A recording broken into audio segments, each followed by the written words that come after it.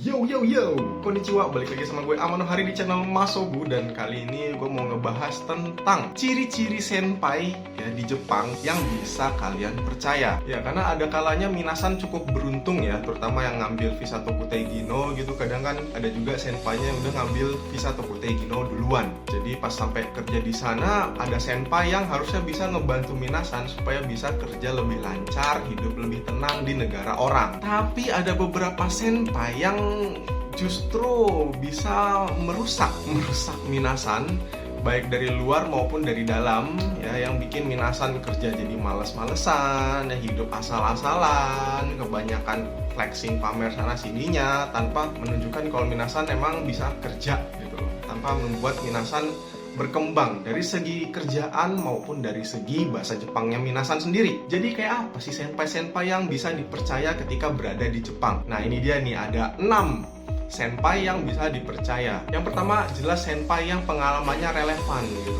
Jadi misalnya kalian kerja di perawatan lansia, kan berarti harusnya nyarinya senpai-senpai yang kerjanya juga di perawatan lansia, bukan yang kerjanya di pengolahan makanan. Nggak nyambung gitu. Oke lah, sama-sama di Jepang gitu, cuman kan nggak nyambung. Lebih bagus lagi kalau senpainya sama-sama ya orang di perawatan lansia, yang tetap masih kerja di perawatan lansia loh ya, bukan yang oh dia kerja di jadi perawatan lansia nggak nyampe setahun pindah gitu.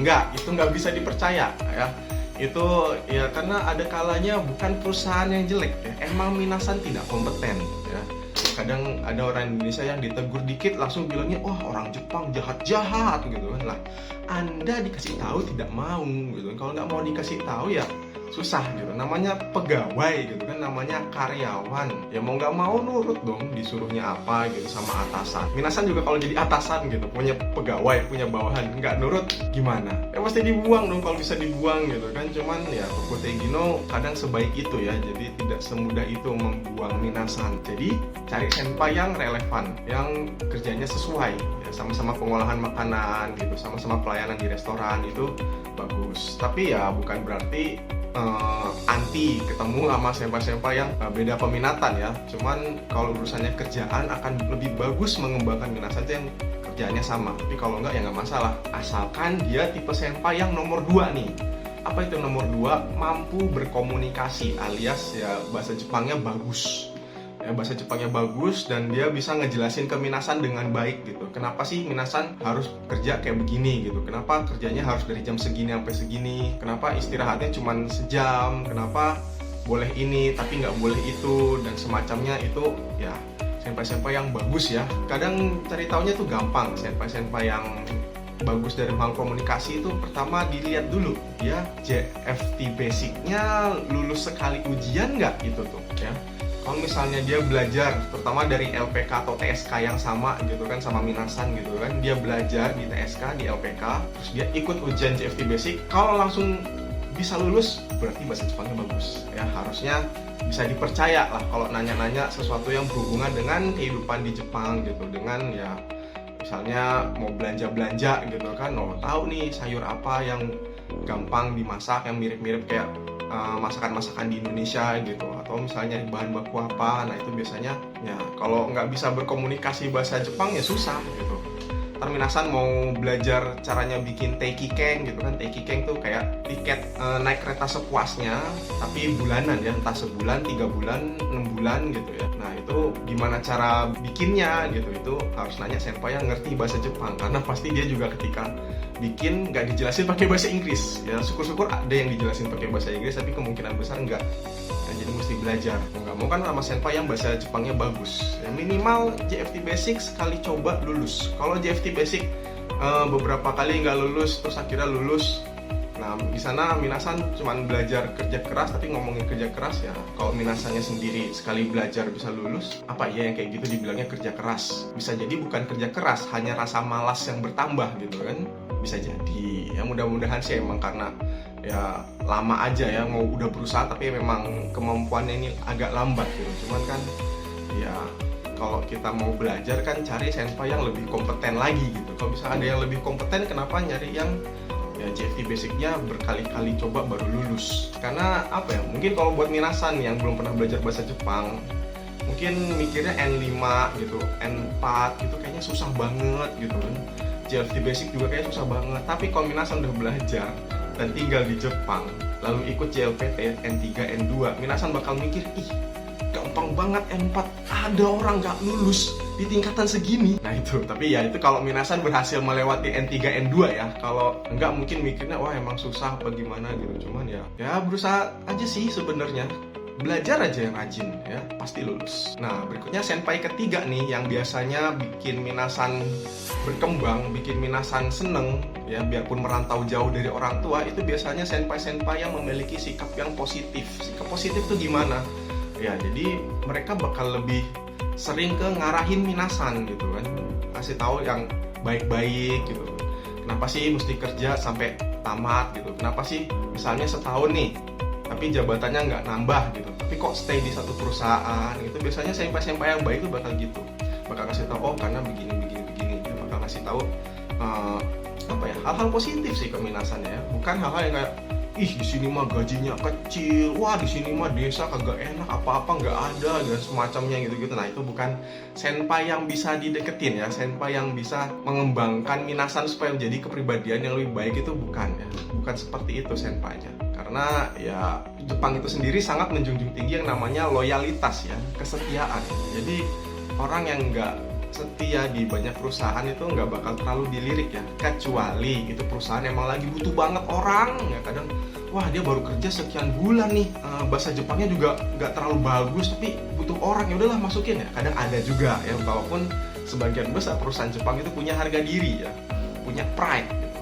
Lebih baik bangkrut sekalian daripada ngerekrut orang-orang yang kelakuannya sialan gitu istilahnya ya. Dan biasanya mereka juga di tempat kerja Minasan bakal sering ditegur, kamu nggak boleh gini, kamu nggak boleh gitu, kamu jangan gitu. Nah itu kalau memang itu berdampak bagus ke Minasannya, Minasan dengerin ya. Kalau bisa dicatat ya, dengerin ya, karena itu demi kebaikan Minasan di tempat kerja, demi Minasan bisa kerja lama di Jepang. Harus nurut tuh kalau misalnya ngasih tahu yang benar. Kalau misalnya dia malah ngasih tahu yang salah, niatnya ngeprank, nah itu ya jangan dideketin ya, itu senpainya kurang ajar. Maksudnya ngeprank gitu boleh, tapi kalau di tempat kerja kan ya kadang itu zonanya serius ya, bukan waktunya ngeprank. Bercanda boleh, tapi ngeprank kira-kira gitu. Kalau prankannya bikin Minasan justru di ngomelin habis-habisan, justru ditegur habis-habisan, ya itu ya bukan senpai yang bisa dipercaya berarti kan. Minasan cukup tahu aja kan, tahu bukan berarti harus deket kan. Kayak vegetarian gitu, vegetarian kan kadang makan di tempat prasmanan gitu, atau di nikahan, di kondangan, kadang kan oh itu kan ayam panggang gitu. Tahu dia, apakah harus dimakan karena dia tahu? Enggak dong. Justru tahu untuk dihindari ya. Sama, senpai juga sama. Ada yang kita tahu nih orangnya, namanya, kebiasaannya, baik buruknya gitu kan. Nah, apakah kita perlu deketin atau malah jauhin? Nah, itu pilihan kita.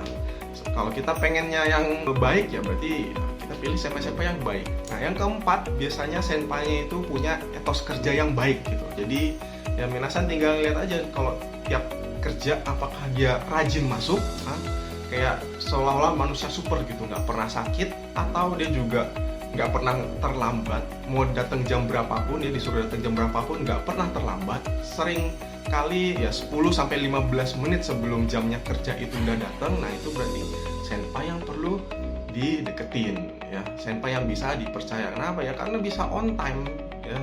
Orang Indonesia bahkan kadang udah sampai di Jepang pun masih sering telat gitu. Kadang bukan telat sih, ada juga yang pulang sebelum waktunya gitu. Disuruh kerja bisa-bisanya jam 12 siang pulang.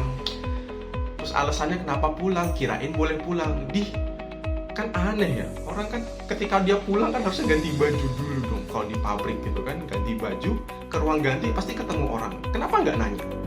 Ya, selesai ganti baju gitu, keluar gedung gitu, keluar pabrik, kan ketemu orang juga. Kenapa nggak nanya? Itu ya, kalau yang kayak gitu-gitu nggak usah dideketin ya, dikasihanin aja. Mungkin ada sesuatu yang bermasalah ya di psikologinya. Jadi ya kalau bisa cukup tahu aja, jangan sampai deket-deket banget, takutnya ketularan ya. Minasan nggak mau kan kayak begitu ya. Terus tentunya dia juga biasanya tahu budaya-budaya kerja di Jepang. Oh sama senpai yang ini kita harus begini, sama atasan yang seperti ini kita harus begini gitu. Kalau ngadepin orang yang kayak gini gitu. Ketika kita dimarahin, ketika kita ditegur, kita harus apa di tempat kerja, itu biasanya senpai yang tahu akan hal tersebut. Jadi nggak cuma sekedar ngerti kerja, datang on time, pulang sesuai waktunya, atau bahkan lembur gitu ya.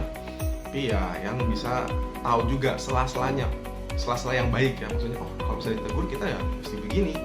Kita jangan cuma asal hai wakarimashita, hai sumimasen gitu, tapi nggak ada perbaikannya ya. Itu justru ya bakal habis di minasannya. Mendingan belajar untuk ya introspeksi diri lah kan, karena kebanyakan orang Indonesia susah kayaknya introspeksi diri. Nah, lanjut ke ciri-ciri yang kelima, yaitu senpai-nya biasanya sibuk banget ya, sibuk.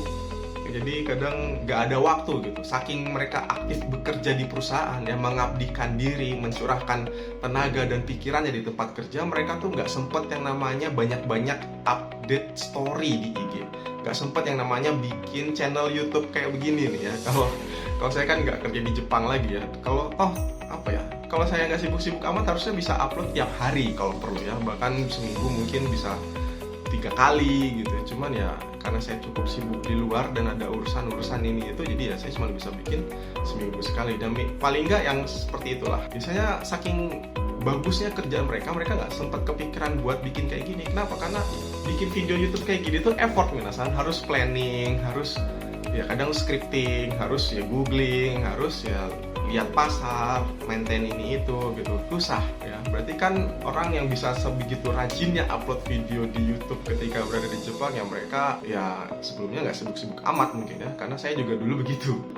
Karena emang kerjaannya bisa diatur juga gitu ya. Cuman ya lebih bagusnya lagi sih yang nggak bikin ya, karena berarti dia tuh lebih fokus ke kerjaannya mereka daripada bikin konten-konten yang mana apalagi kalau kontennya kebanyakan juga ngundang orang kan, berarti ya senpai itu sendiri nggak ada sesuatu buat dimasukin ke dalam videonya. Mereka sendiri nggak punya pemikiran yang bagus untuk dibagikan ke penontonnya. Kenapa? Karena ya mau nggak mau pemikiran yang bagusnya harus dari orang lain gitu, bukan dari dianya sendiri. Kenapa ya? Karena nggak ada pengalaman yang bagus, nggak ada cerita-cerita usaha-usaha yang memang bisa dibagikan ke penontonnya gitu.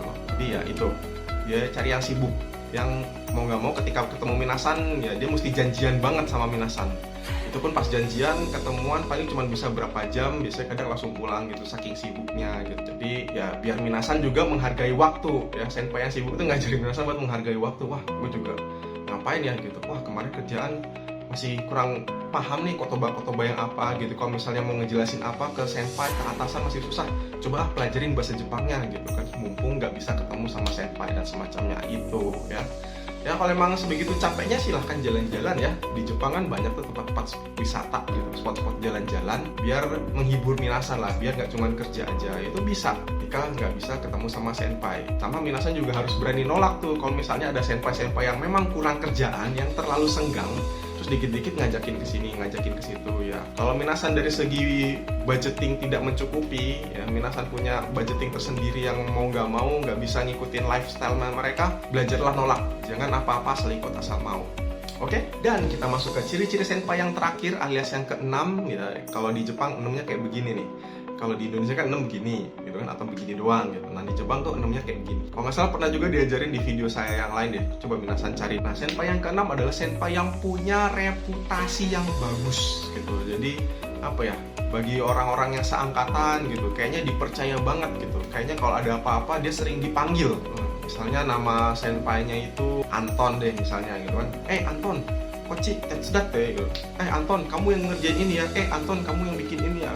Nah itu senpai yang bisa dipercaya gitu kan. Syukur-syukur dia mau berbagi ilmunya gitu. Kalaupun dia nggak mau dengan baik hati berbagi ilmunya, mungkin takut ilmunya dicuri, takut kesayang apa gimana ya, paling nggak minasan lihat dia kalau kerja tuh gimana ya.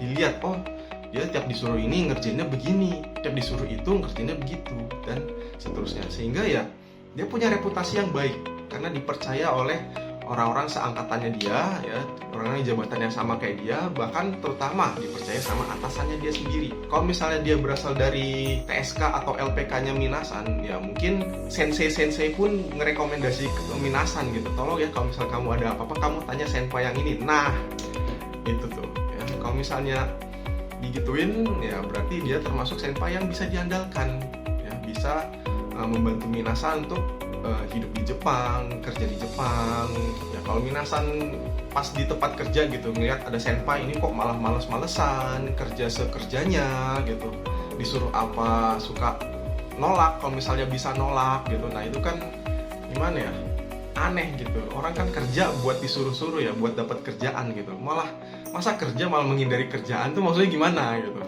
Pengennya dapat duit tapi nggak kerja gitu ya, kocak gitu. Emang siapa sih inspirasinya? Orang yang nggak kerja sama sekali tapi dapat duit, yang dapat warisan gitu. Kalau nggak dapat warisan nggak bisa kayak gitu.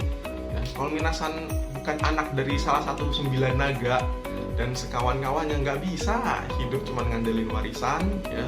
Orang kadang ada anak-anaknya 9 naga juga pasti ada aja yang disuruhnya justru kerja keras. Kamu kerja gitu kan, belajar supaya bisa nerusin usaha bapaknya.